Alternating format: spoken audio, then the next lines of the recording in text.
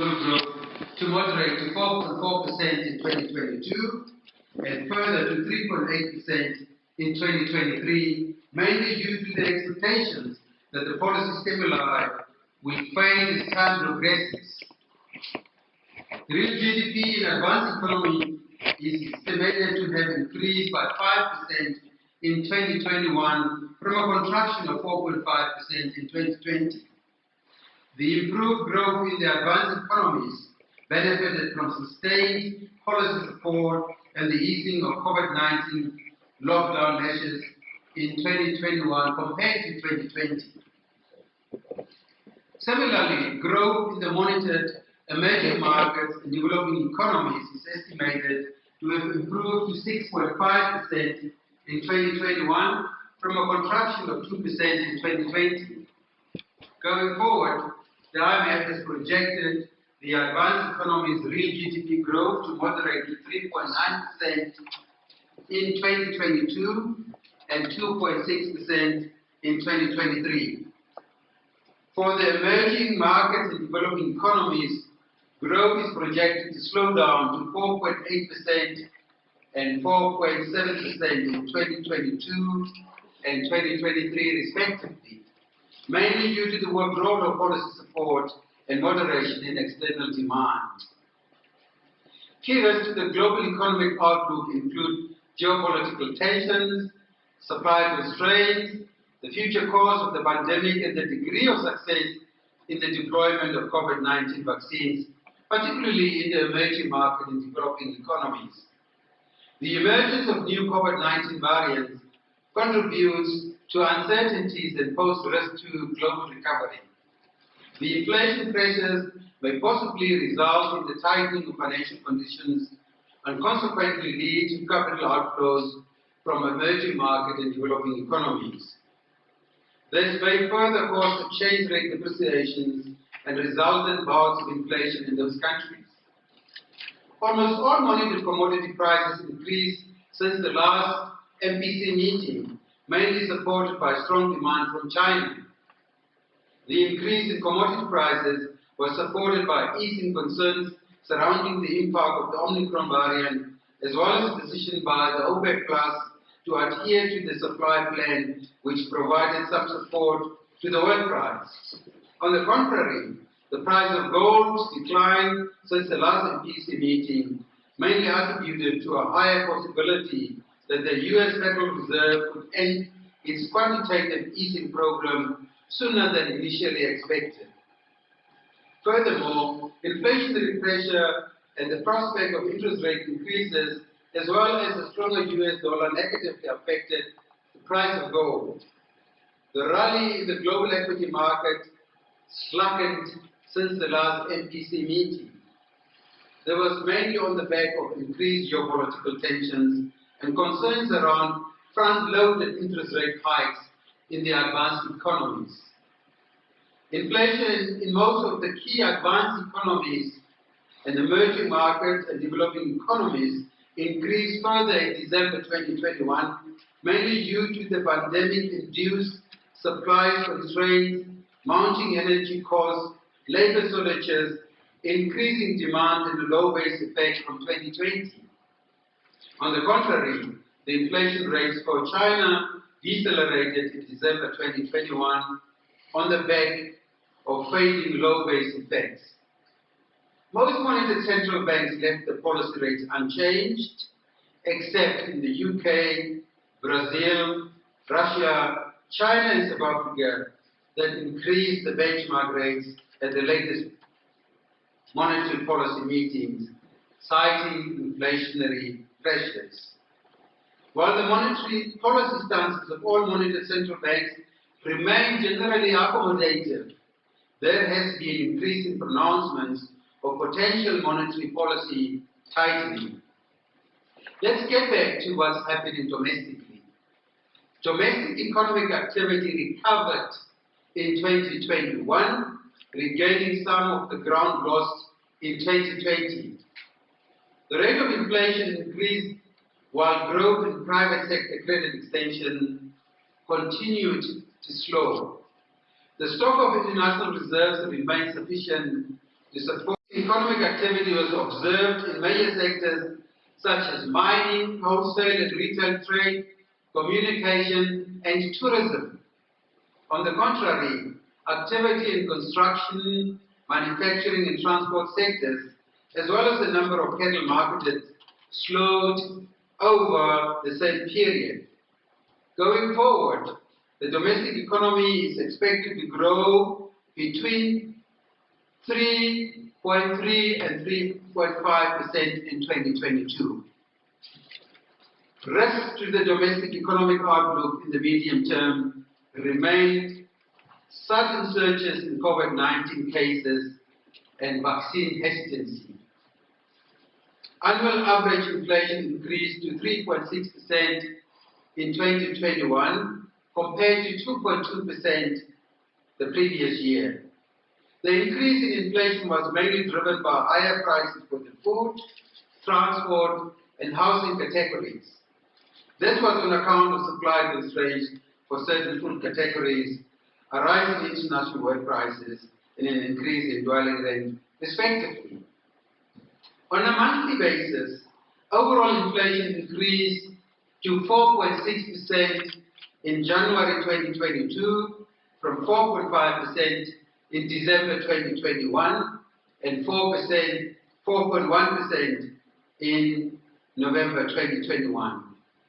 Namibia's overall inflation is projected to average around 4.4% in 2022 and 4.5% in 2023, up from the 3.6% registered in 2021.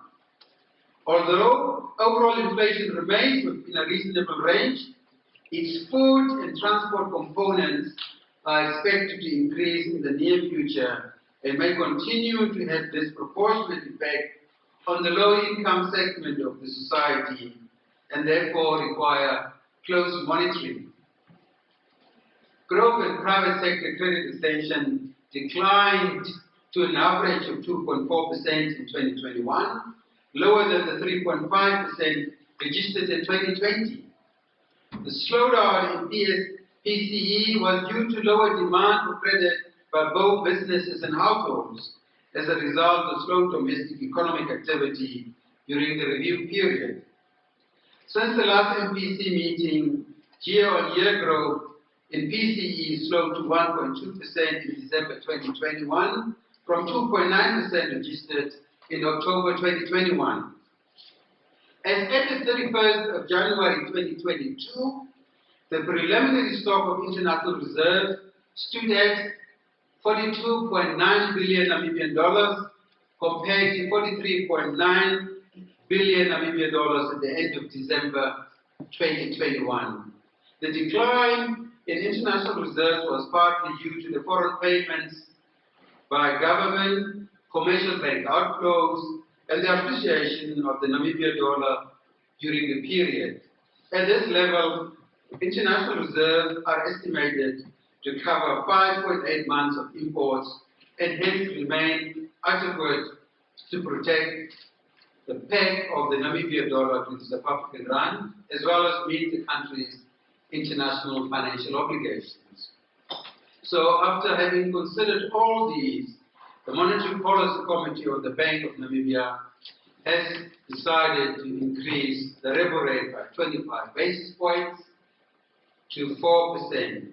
This decision was taken following a review of the global, regional and domestic economic as well as financial developments.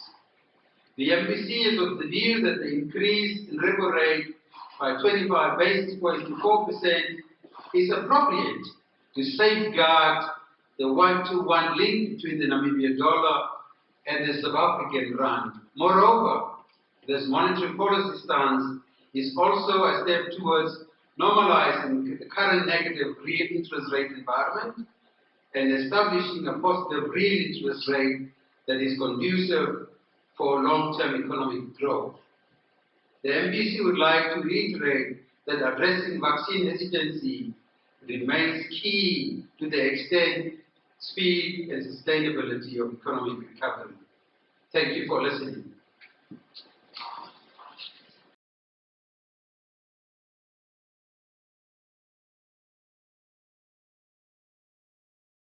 I do have just a couple of questions that I just want to shoot to once. Inflation has gone up by 4.6%. Simone Stone Securities, a local brokerage firm, projects inflation to hover between this 4% and 5% this year, which is way above your projections. Do you still submit, Governor, that prices are still within manageable levels in Namibia? We have just suffered yet another fuel price increase in Namibia at the back of projections that 2022 will be marked by an upwards trajectory as far as fuel price movement is concerned. Do you still stand by your stance, Honorable Governor, that salaries must remain on ice this particular year? What are your thoughts on the just discovered oil reserves, 270 kilometers of arrangement? How have you reacted to this? My final question: how exactly does vaccine hesitancy affect or pose a threat to Namibia's economic growth? Most importantly, what scientific research is there either carried out by global research bodies or you, the Bank of Namibia, stalwarts, that has proven in black and white that indeed jurisdictions where there is no vaccine hesitancy have experienced economic growth? And if there are such jurisdictions, can you tell us why? Thank you. Earlier on about inflation, I just wanted to find out from the governor if this inflation continues to increase as we are seeing it at the moment. Just to link it to the issue of the currency peg, how inflation, but generally our macroeconomic fundamentals, if they get too out of tune with those of South Africa, how would that, in the long term, affect the currency peg? And what would that mean for our economy if one day soon we might have to divorce from the South African rand? Providing forecasts and elaborating projections is difficult. It's a difficult exercise and it's premised on the assumptions you make and the models you use. I have full confidence that the staff of the bank do the best to include all accessible, reasonable and rational assumptions as they can.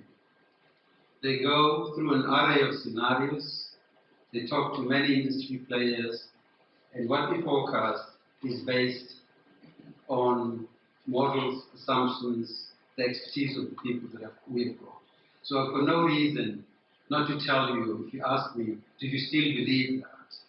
So generally, the outlook for inflation is uncertain.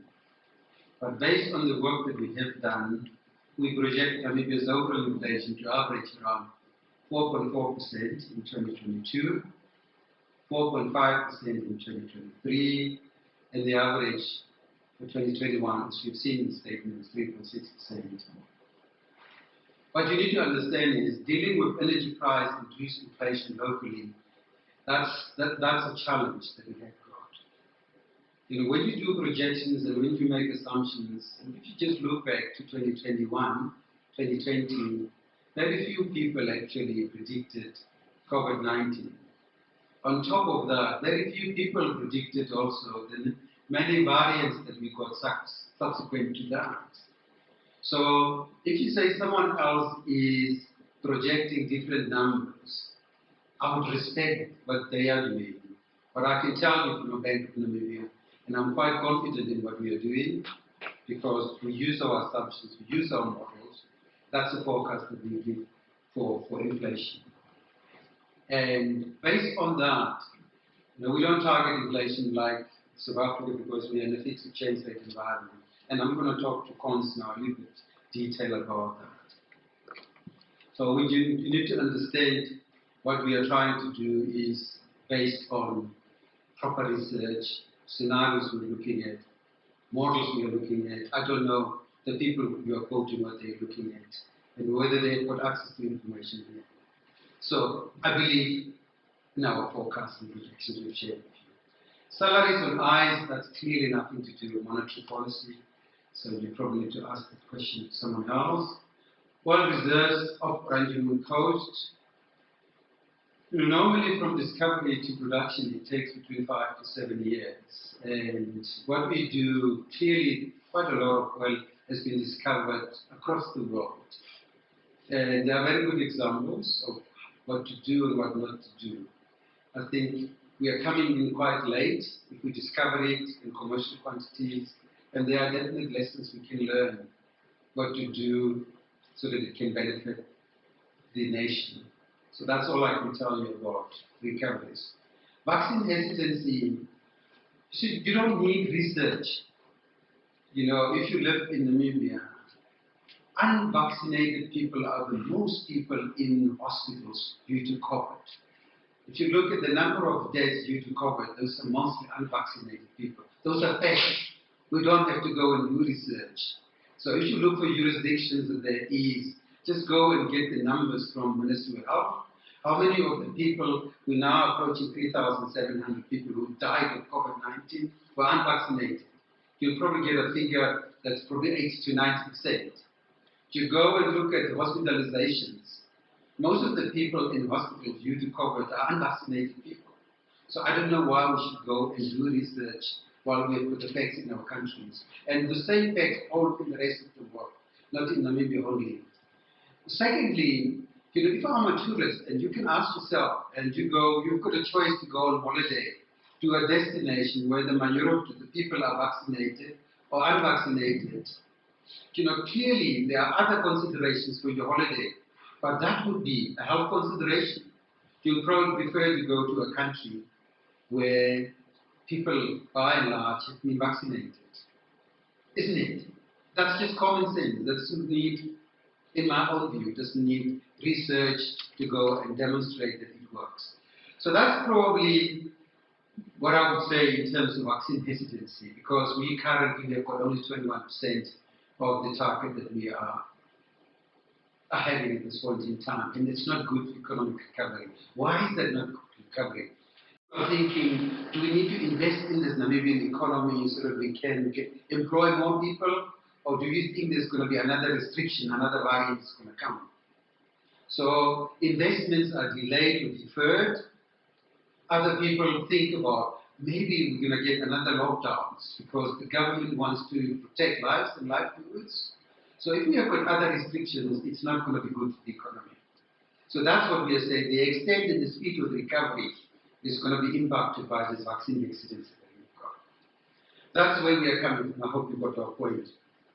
So let me talk a little bit about the fact, because many people actually really ask a very pertinent question. Namibia, we are an open, small economy in a fixed exchange rate environment. We are in the common monetary area with South Africa, Eswatini, and Lesotho, and our currency is on par with the South African rand. The agreement dictates that for every Namibia dollar note issued, the Bank of Namibia must keep an equivalent amount of foreign currency in South African rand and or other international reserve currency. That's what he says. We cannot just go and print and issue Namibia dollars left and right in terms of the agreement that we have signed. So what we need to understand is, if you are in a monetary currency area arrangement, there are certain benefits and there are certain costs to do that. The benefits mainly include elimination of exchange rate risk. It's supposed to benefit in trade, because the monetary area colleagues or members should actually trade amongst themselves. You have got some credibility that you can't have on your own. And so far we have seen this arrangement itself is quite good in terms of stability, in terms of competitiveness. But we also need to understand that being part of that has got a cost. And one of the key costs of this is the loss of monetary sovereignty. You cannot just go and do as you please in terms of an independent monetary policy as if you are not in an exchange rate environment. I think you are all familiar with the impossible trinity or the trilemma that we have got. So, Cons, you are the economist, and you're probably familiar with that. So, what we have done here is we need to make sure, Cons, that we align our interest rate to the Anga country as well, in terms of the agreement that we have got. We have got some latitude, and you could see that we have made use of that latitude. South Africa has increased interest rates. We have not done that. We had that latitude. But we need to make sure that we don't get so behind the curve that we continue to play catch up. Because central banks that are continuously behind the curve and playing catch up rarely succeed in terms of economic stability. So that's one of the things we need to be careful of. So we also have taken the stance not only to align with interest rate environments in South Africa, we have also taken this decision to exit the current negative interest rates that we have got. And negative real interest rate environment, it simply says that the inflation is currently higher than our policy rate. If you see, we are telling you in January our inflation has gone, our headline inflation has gone to 4.6%. And you have got a repo rate of 3.75%. You have got negative rates. So inflation is higher. So what does it mean? What it means is people who are saving in our economy, like our pensioners, they see a fall in the real value of their savings. The interest of your savings will be insufficient to meet the cost of living. That's increased, and with the current rate that we have got, our savers are actually at the short end. And what we need is positive real interest rates over the long term for economic development and for the growth and for the stability of the economy. Yes, in the economy, on the one hand, we have got that. But some in the room will probably argue, but on the other hand, we'd like to believe that we are comfortable where inflation is at this point in time. The first is on the petition that was submitted to the institution by the Black Business Leadership in the Bank of Namibia, where they raised quite a number of concerns. And we're just keen to know whether at this moment in time you have anything to say, whether any engagement with your stakeholders to alleviate some of the concerns that they've raised, particularly on the issue of the liquidation, the repossessing of their assets and properties by the commercial banks, as well as the blacklisting of black-owned enterprises in the country as a result of the pandemic. And the other is just on the geopolitical front. The Ukraine-Russia standoff, what is the likely impact of that on our small domestic economy and our international financial obligations? Thank you. I will deal with your rating comments sarcastic at the end. I'm going to deal with the following. In terms of the votes, let me tell you, we had a lengthy debate, and all MPC members are concerned about subdued growth in the country. All MPC members are concerned about low credit extension. We are concerned about employment levels in the country. It's not that we have not really looked at that. That's exactly the type of things we are looking at. But as the monetary authority of the country, we need to understand that monetary stability is an important determinant of economic stability. We have got monetary considerations on the one hand, and we have got the monetary fixed exchange peg arrangement that we have got. So what we need to do all the time is to balance monetary policy agreements that we have got in place. We are part of the CFA, and we also need to look at the monetary policy considerations like growth, employment. We need to look at those things. We are not directly responsible for that. And it's one of the things that I would like to clarify today, because many people expect the Bank of Namibia to do certain things that have nothing to do with the Bank of Namibia. So hopefully when I deal with your congratulations, I'm going to get to that. In terms of mortgages, the last time the Bank of Namibia increased the repo rate was in April 2016, when we have increased it from 6.75 to 7%. If you don't say that we have been accommodating and trying to help support businesses, support individuals, clearly just look at the facts.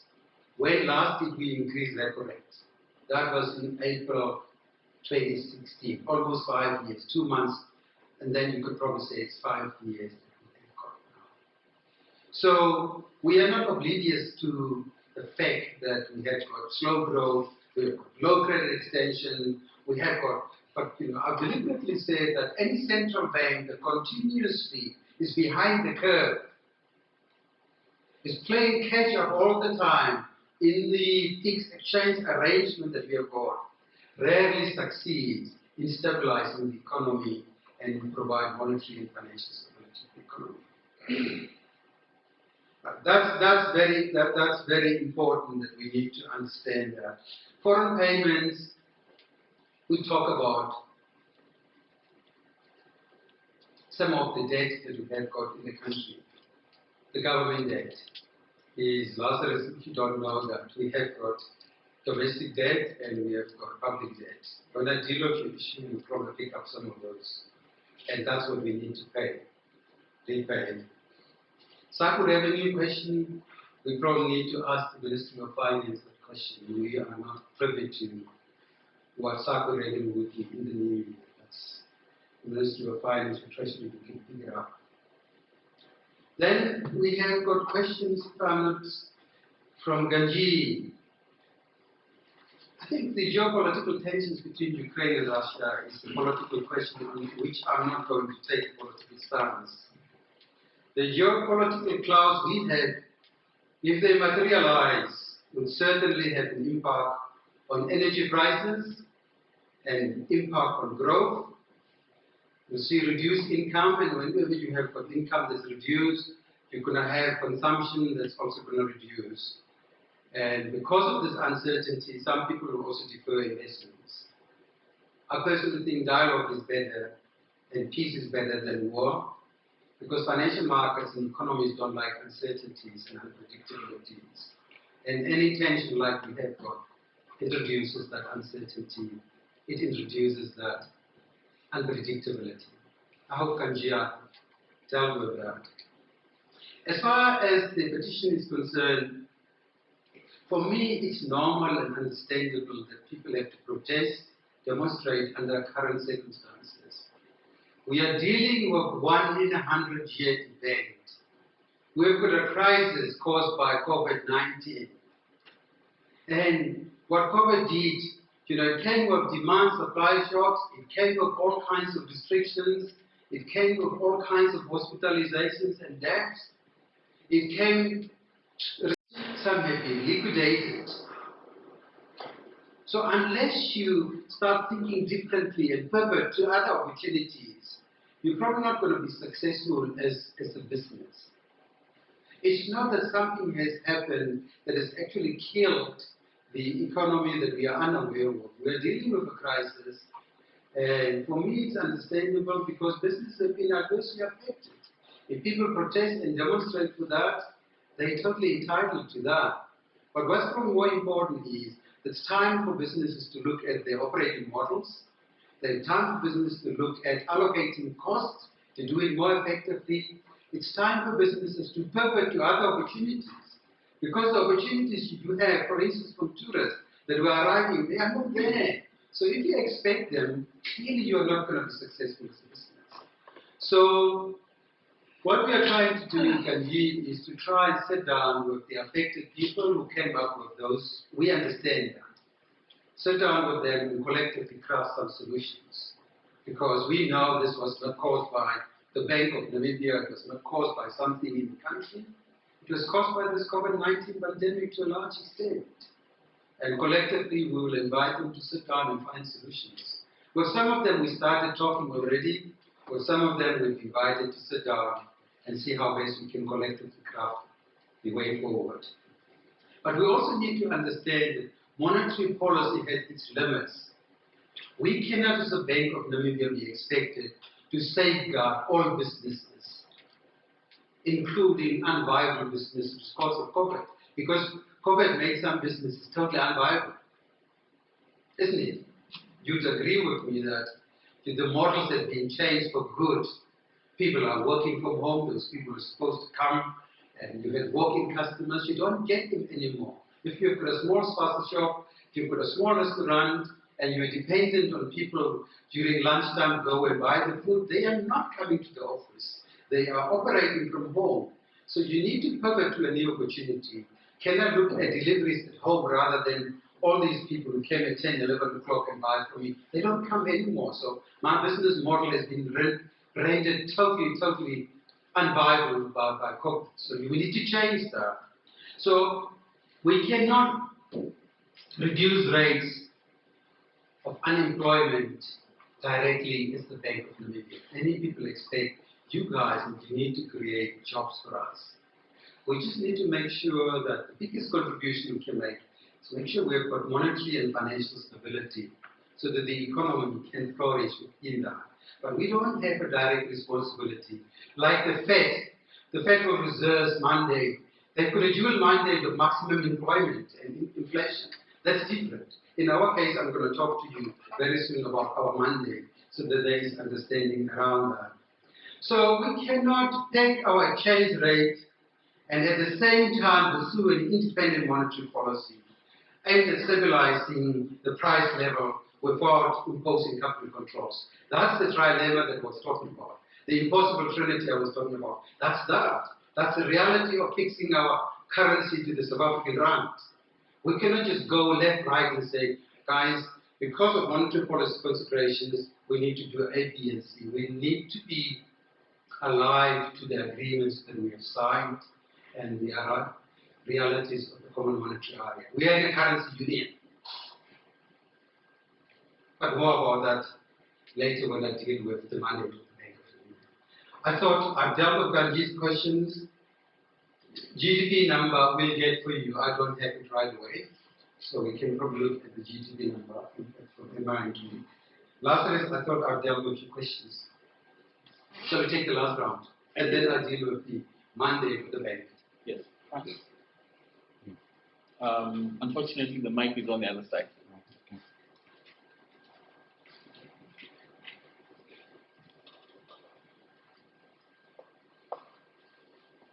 Thank you. Thank you very much, Honorable Governor. And really my apologies, it's not my style to be late when the request is on the podium. So, what I'm trying to find out from you, is, for me really, the aspect of our monetary environment. The aspect of our monetary environment. You know, I think it's great if you can give us that. This is how the committee members voted. I think you just said you were concerned about some of these things, but ideally I'd like to know really how the voting was. The voting was unanimous. Meaning? So all of the MPC members voted in favor of increase to 25, to increase the rates. All by 25 basis points. All MPC members voted in favor of an increase of 25 basis points. 25 basis points is the decision of the MPC. And all of the members, there's no member that says don't increase. Okay, fair enough. Does it answer? Yeah, it now answers the question, yes. I think the other question, I think that's the last intervention. Over to you, Governor.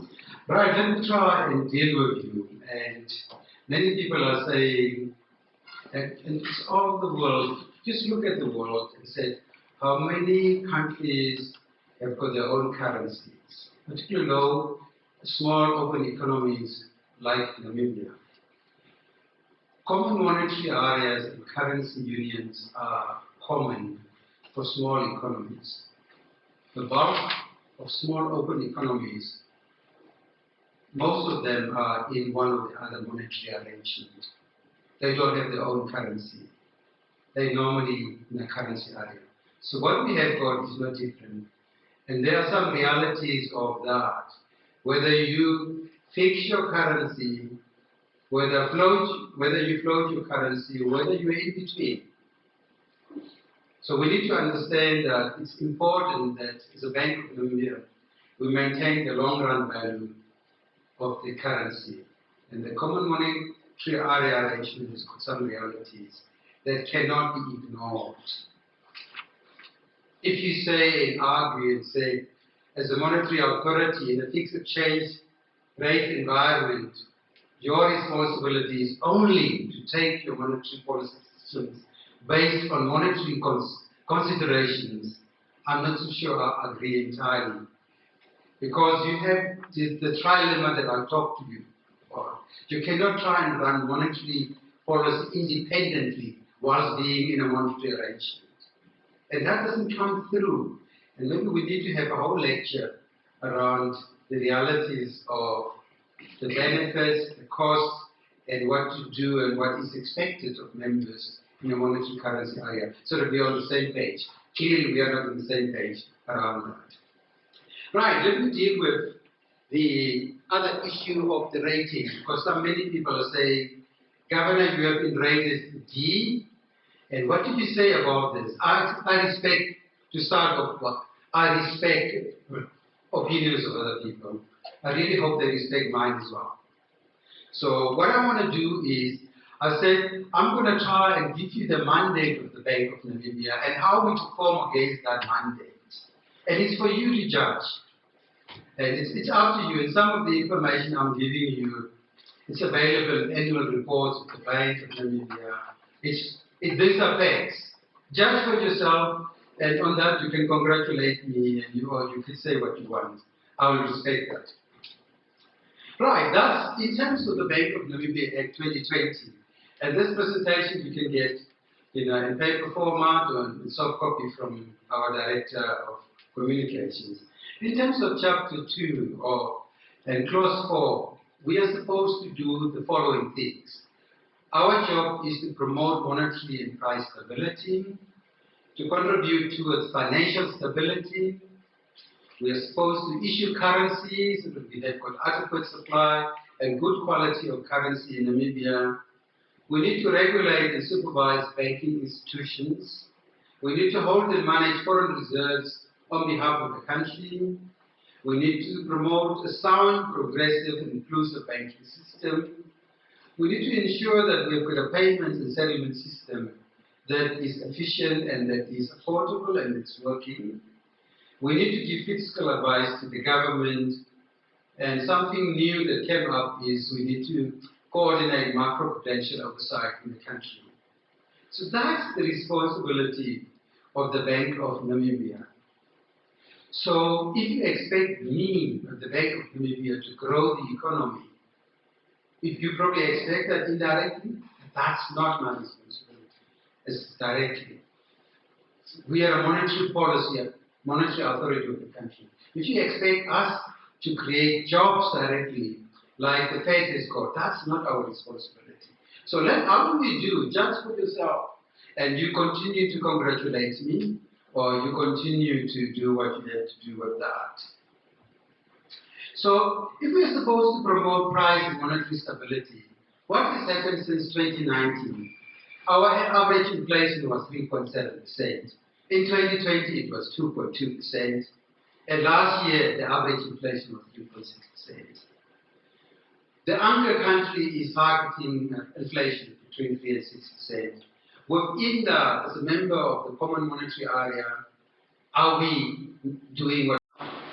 Secondly, we need to make sure that our repo rate, on which interest rates are premised, in 2019, our repo was 6.5, 2020 it was 3.75, and for 2020, for the first time we've increased now 4%, it was 3.75. So are we doing our job? Judge for yourself in terms of promoting price and monetary stability. In 2021, inflation rose from 2.2 to 3.6%, and that's because you have got international oil prices and that creates challenges with the pandemic. That's why we have reduced rates by 275 basis points. I'm told we have been very cautious. You have not even reduced rates. The Bank of Namibia has reduced interest rates by 2.75% or 275 basis points. The repo rate was left largely unchanged for 2021 to support businesses, to support individuals, and support the local economy. Because of COVID, that's what we have done in price stability. So make your own call on that, whether we've done what's expected. We are supposed to manage the reserves for the country so that when we have to pay, when we have to import, we have got adequate money to pay, meet our international obligations. And there has been a notable increase in foreign reserves over the past 3 years. And this is due to the following notable inflows, particularly during 2021. So where did we get these foreign reserves that we have got very good reserves? We've got loan proceeds from the African Development Bank, about 1.5 billion Namibian dollars. From the IMF RFA instrument, we have got about 4 billion last year. We have got from the IMF special drawing rights allocation. We're a member of the IMF and all the members got some allocations. So our allocation was 3.94 billion. And quarterly SACU inflows amounting to about 16.62 billion. That's probably not quarterly, that's a full year figure. Increased inflows from the asset swap operations with the private sector. We had recovery in mining exports towards year end and slower imports in 2020. So that contributed to the forex reserves that we have got. We also had some major outflows. Many people thought that we are not going to pay back the Eurobond. I said to you in this room one time, are you concerned about Eurobond being paid back? I told you, I don't think so. We have paid back the Eurobond of 7.2994 billion last year in November. We had a net outflow of about 11.2 billion from commercial banks, and we had 5.8 billion government payments. You know, one of the reasons why we need to make sure that we align rates with South Africa. What has happened year to date? Namibia's interest rate is 3.75, Repo is 3.75. South Africa's Repo was 4. Do you know what money does? Money follows where it is welcome, where it's earned the highest return. Year to date, we had an outflow of about 7 billion from the Namibian economy into the South African economy. In one day, we had an outflow of almost 1.3 billion. And you are telling us, as monetary authority, do not think about the monetary currency union realities. Just think about if this continues, because there's an arbitrage opportunity. People can earn 25 basis points more by just keeping money in South Africa, because there's no capital flow restriction between Namibia and South Africa. It's a CMA that we are in. So year to date, we have got 7 billion outflows. In one day, we have got 1.3 billion outflows. Not that we have done anything, money is earning better in South Africa. So just think about it, all our money flows out of South Africa or Namibia because they're earning better money. We need to sit down as a monetary authority, do nothing, stay where we are, and you come back and say, why did you allow so much money to flow out while you're in the common monetary area? You could have changed that. That's one of the considerations that many people don't take. That was important. Right, so we have a strong. So that's the figures, and you can judge for yourself. So our reserves, foreign reserves in 2019 were about 32 billion. In 2020, it was about 32.6 billion. And in 2021, it was about average of about 40 billion, 40.5 billion. But in the 31st of December, we had about 43 billion. Those are the figures. So can you say, I'll put a mandate to the Bank of Namibia to manage reserves? And that's the trend. And you say we are not doing about 4.6 months of imports that we could pay of those reserves. In 2020, about 5.2 months. And last year, close to about 6 months of reserve that's adequate for us to pay anything, whether it's medicine, whether it's equipment, whether it's what it is that requires foreign currency. Then we have got a responsibility to issue currency, so that if you go to ATMs, there is money available for you to draw, money and coins available. So in 2021, we issued about 2.5 billion new currency. In 2020, 2.8 billion. In 2019, about 1.8 billion. And currency in circulation in 2021 was 4.63 billion, and in 20, 4.7. And the difference between 21 and 22, if you want to ask that reduction, why is that? It's because of COVID. Because of COVID, some people actually took quite a lot of money in 2021 because they were going to areas where they couldn't swipe. So the demand for cash and for notes increased because of the upheaval and uncertainty. Then we need to make sure that we are the banker to the government. So when government pays, we need to make sure that that's as efficient. That process is quite manual. I'm trying to get that process to automate that process now. In 2019, we had about 2.2 million transactions on behalf of the government. 2020, 2.5 million, and in 2021, about 2.3 million transactions. And the value of EFT payments for government, you could see close to 30 billion in 2021, about 30 billion also in 2020, and in 2019, about 28 billion. So as a banker to the government, we'd like to believe that we do what's expected from us.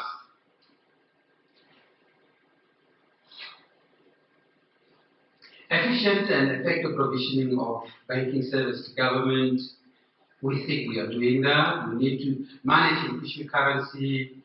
You know, we've never a shortage of currency in the country or coins. It's always available. If there are technical glitches, we keep even buffers in our vaults that we discharge that mandate as the best as we can. But then we have received a macroprudential oversight. If there is a problem with the financial system, both banks and non-banks, you know, the Bank of Namibia needs to make sure that we coordinate that. So it's in the act that was passed, and that act was passed in February 2020. What did we do in the meantime? We have created the framework in which we need to do that coordination. We have created macroprudential oversight committee like the MPC.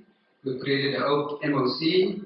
We've established a financial stability and department in the bank.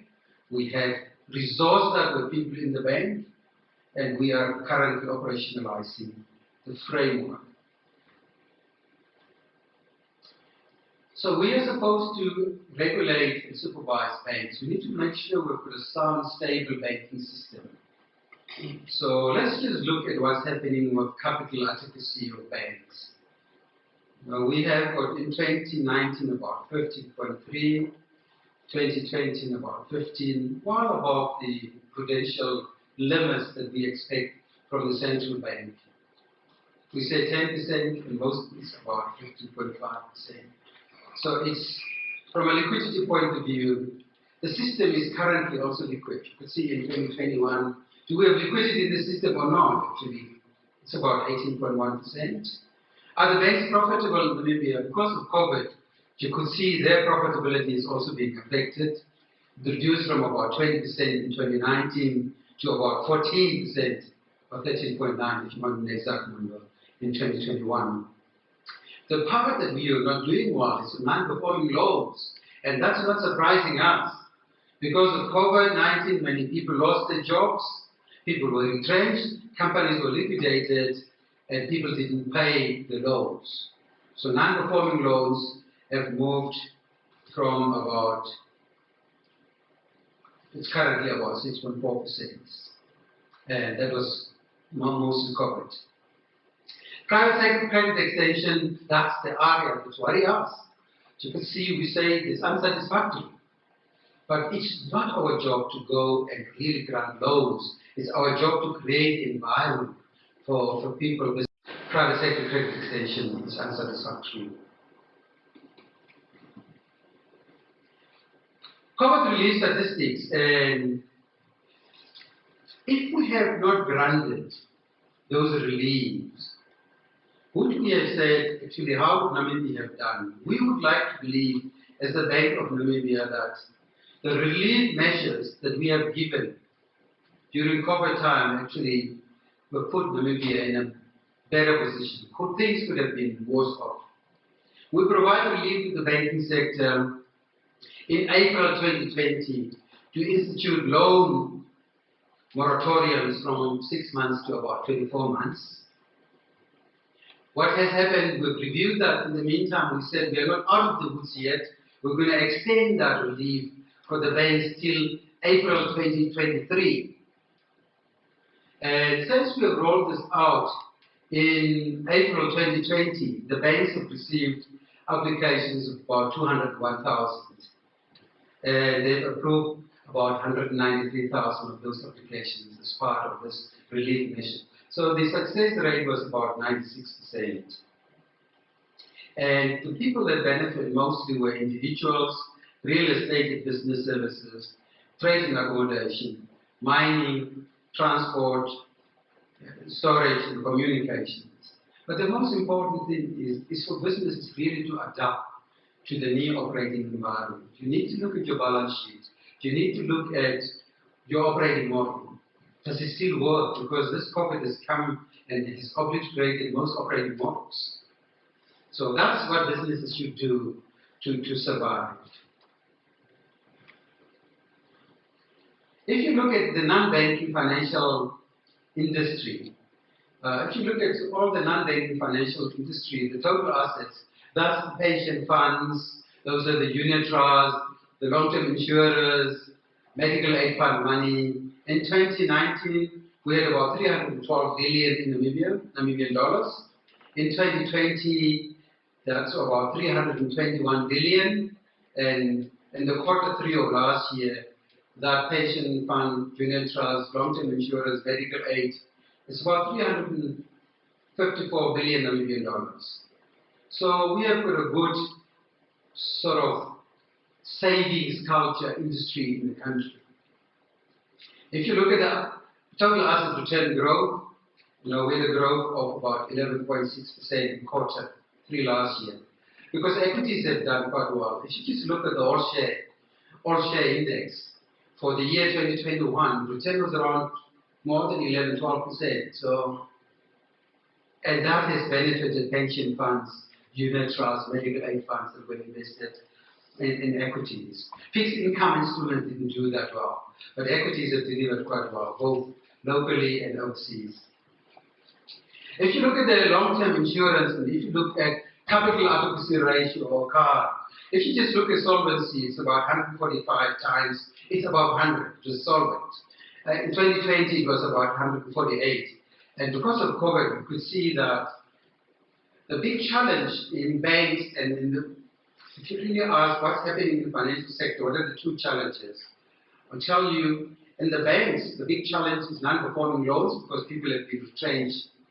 In the non-banking side, the big challenge is they are paying out more in terms of claims than people contributing. Because people who used to contribute, some of them have been retrenched. So that's quite important. Net claims for premiums, you can also see how satisfactory that is. If you look at the financial stability indicators, growth in banking assets actually is quite satisfactory. Household debt is a percentage of gross domestic product in Namibia. Is it satisfactory or not? Corporate debt is a percentage of gross domestic product. It's about 89. Growth in mortgage credit, 2020, mortgage credit almost died. But you could see, as we're slowly getting out of COVID in 2021, mortgage credit is slightly picking up to about 3.2% in 2021. Growth in house prices also pick up in 2021. If you look at the payment and settlement system, I think you have carried an article that says the interbank settlement system of Bank of Namibia. In 2021, we have basically done transactions worth about 1 trillion. And that's the part that I'm working on, because there are quite a lot of people that are excluded from our payment system in the informal economy and in rural Namibia. So macroprudential oversight, I talk about that. You know, we had an MOC that concluded, and you've got that report, that there is no need for macroprudential intervention at this stage. Our system is liquid, it's sound, and it's well capitalized, and it's resilient. Advising to the government, we are the fiscal advisors, what are you guys doing? Many people don't know that, but government has accepted quite a lot of advice that the Bank of Namibia has given. Whether it was implemented, that's something different we'll take a look at. Every year we would do a debt sustainability analysis and tell the government what do we think about the public debt in the country. And it's available on the website of the Bank of Namibia. The conclusion is the public debt is at the unsustainable path. And there are certain things we need to do. And that's not something that's new. We have annual symposia where we are advising the government on certain things. In 2019, the big thing was, how do we escape the middle income threat from a Namibian perspective? We provided recommendations in that regard after the symposium. In 2020, how do we reap the benefits of the African free trade continental area? We had a symposium, we've given reports to that from the government. You know, last year we had digital transformation, sustainable economic development. We have done a report, we have given that to the government.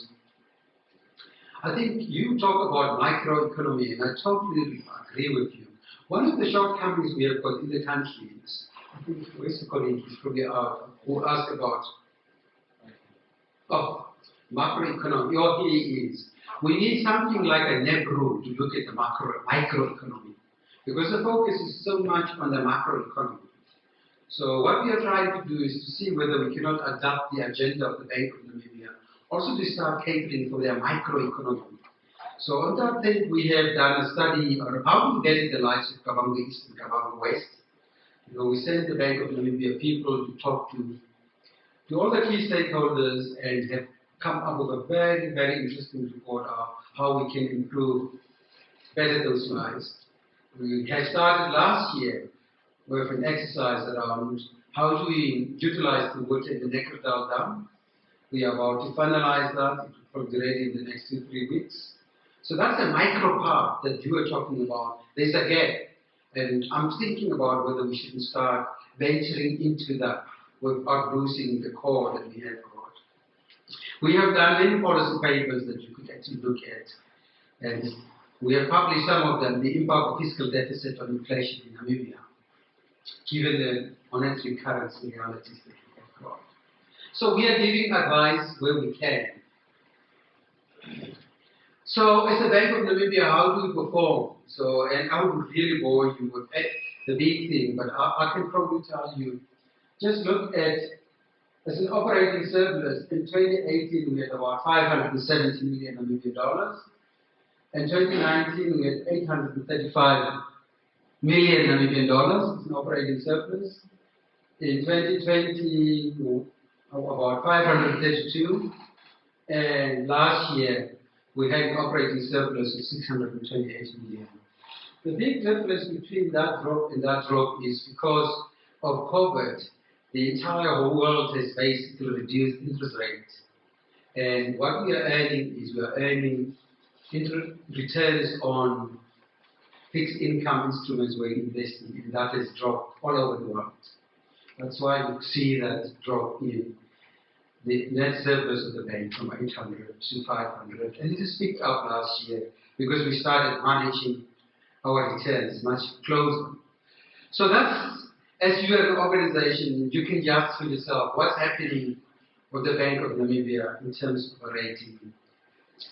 Some people are saying, wait a minute, this whole thing was probably around COVID and what South Africa did and what Namibia did not do. And I said, maybe, you know, there's very little that we did. The extent probably differed, but we have, by and large, in the common monetary area, done what most central banks have done. We put up as a relief fund of 500 million.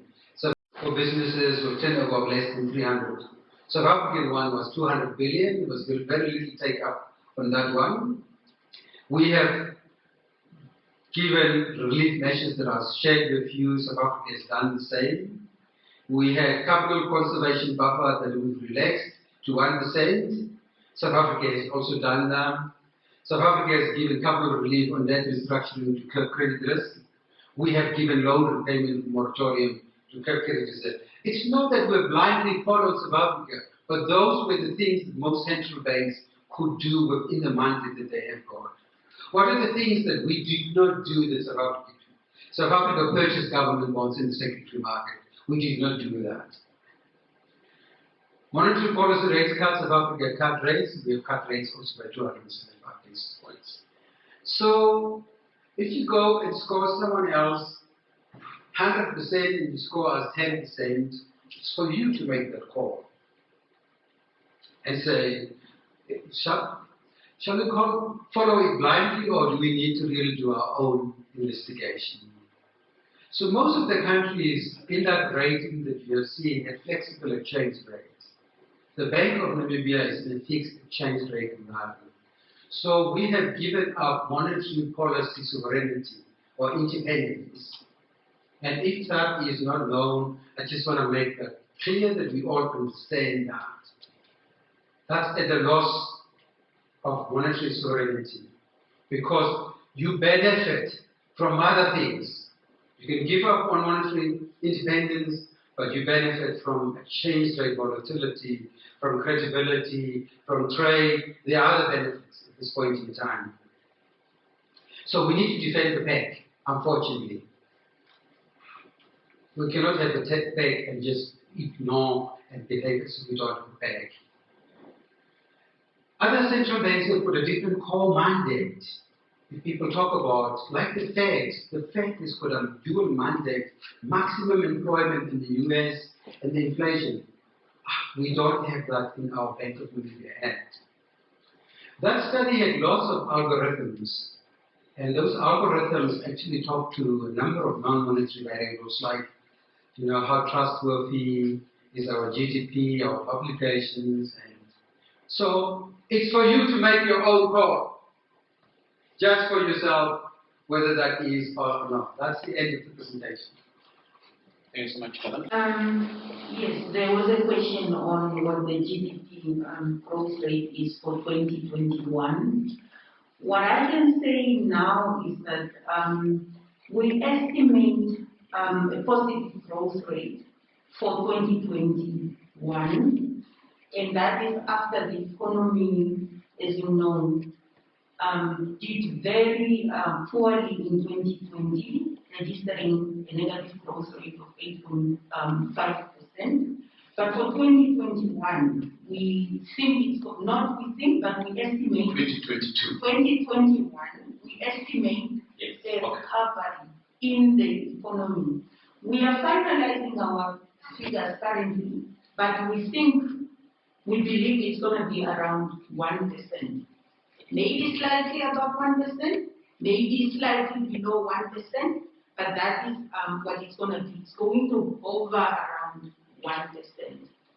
So in 2023, our focus is pointing towards an improvement of around 3%. If I can also just give that as an information. Thank you.